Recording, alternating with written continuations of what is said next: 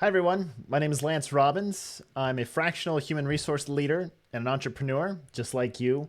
And I'm partnering with the University of Idaho Extension to bring you this series on money matters. And today's topic is all about burnout, combating burnout as an entrepreneur.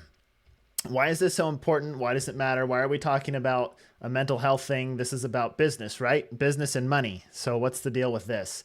Well, you've heard the saying that if you don't have your health, you don't have anything, right? Your health is really your wealth. So, if we don't have a strong mental health in place, then our business is not likely to succeed. And any money that we do earn isn't that valuable to us. And just to reinforce this point, here's a few statistics about entrepreneurs as it relates to mental health. So if you're starting your own business, you're thinking about starting your own business, it's good to know what you're getting into here.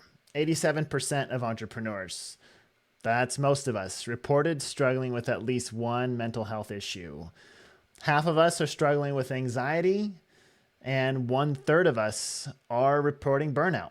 So this is a wide-reaching issue among entrepreneurs, and it's common in the workplace, in outside of entrepreneurship. But we see an uptick among those who are starting their own businesses and working for themselves. So we want to pay special attention to this.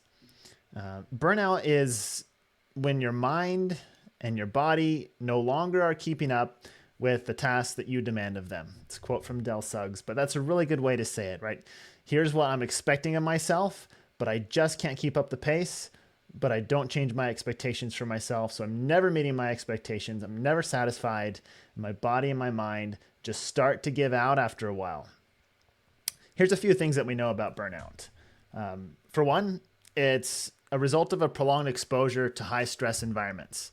So when you're exposed to this stimulus that creates a lot of stress and you don't have a change, you just continue in that path, right? You put your head down and you push forward because that's what you have to do as an entrepreneur, right? You have to take that risk. You have to be the one who cares about your business. No one else is going to. You've got to just keep on pushing. You're burning both ends of the candle, nose to the grindstone, really burning the midnight oil. All those phrases apply to entrepreneurs. That creates a high stress environment. And entrepreneurs obviously are experiencing a higher rate of burnout. It's really common among remote and digital workers. So how does that apply here? Well, this is a course about digital business. So if you're working remotely, if you're starting your business from your computer, in an office attached to your garage, just like I am right now coming to you, you are more isolated and you have a higher risk of feeling those effects of burnout. It's very common among high performers, and entrepreneurs generally are high performers. I just was talking to a guest on the podcast that I run called fractional.fm. And I was asking this guest, why is burnout so common among entrepreneurs? And the thing she pointed to is that many, particularly fractional entrepreneurs, service-oriented entrepreneurs, have excelled in their role in an organization, in a professional organization. They expect a lot of themselves, and then they take that and start a business based around it, and they have very high expectations for themselves. And this is true generally of entrepreneurs. Also, we know that burnout is not just solved by taking a vacation. So if you're thinking, hey, I just need to take a vacation, I need to take a break, that's great. It's good to recharge a little bit doing that.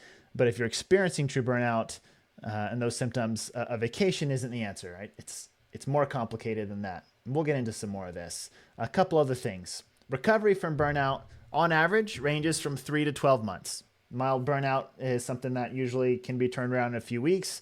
Severe burnout can take years to come back from, to regain that mental and physical energy and strength. So beware. Right? There will be a price to be paid if we ignore the signs that are telling us we need to slow down and make a change. 4 out of 5 workers prioritize their mental health over higher income. And so entrepreneurs, I know many of us are motivated by the idea that we can generate more revenue taking the risk of being a business owner than we ever could as an employee. It's real. We should realize that gain for the risk that we take and the extra effort that comes with that.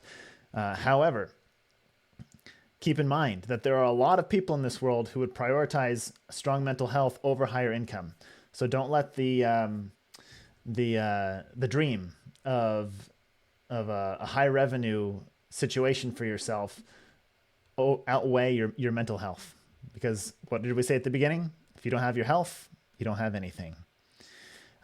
We're going to pause here, and in our next session, we're going to explore some practical tips of how you, as an entrepreneur, can begin to combat burnout or at least protect against it. We're going to look at each of these categories: work ethic versus rest ethic, time management, tracking your wins and accomplishments, automation and AI, realistic goal setting, and the building a support network. We'll see you there.